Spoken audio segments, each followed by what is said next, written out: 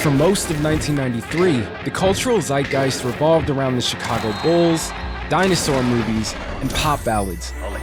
That was until a group of 9 rappers changed music forever with a sound that had never been heard before, led by their brother whom they called the RZA, who was about to bring the ruckus.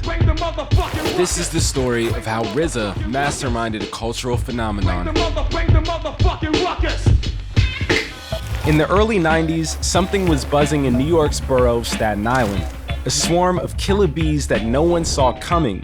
Well, one person saw it coming, and he was already thinking 10 moves ahead. In those years before the 3-letter moniker, Robert Diggs would live many lives. Life would take him through the streets of Brooklyn and Staten Island at their worst, but it would also lead him through the $5 kung fu theaters and teach him the discipline required to master chess. He has described himself as potentially wasting a life's worth of wisdom when he was facing possible jail time. And according to the man himself, that was when RZA was born. He had a new perspective on life, and the lessons he learned would develop the creative vision that he would build his legacy on. And from that vision, the Wu-Tang Clan was born.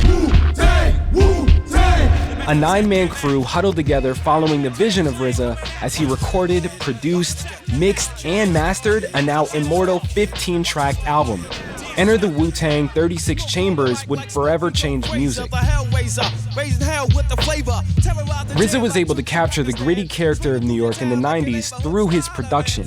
He would have all 9 MCs present in every studio session, battling each other to see who would appear on what songs, creating a renaissance moment for rap, and placing the focus of the genre squarely on New York.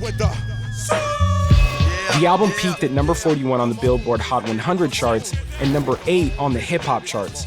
And when asked about the sales numbers, RZA had this to say: "If MC Hammer sells 10 million records, that don't mean nothing. That's just 10 million people that are dancing. When Wu-Tang sells 1 million records, that's 1 million people that has woke up."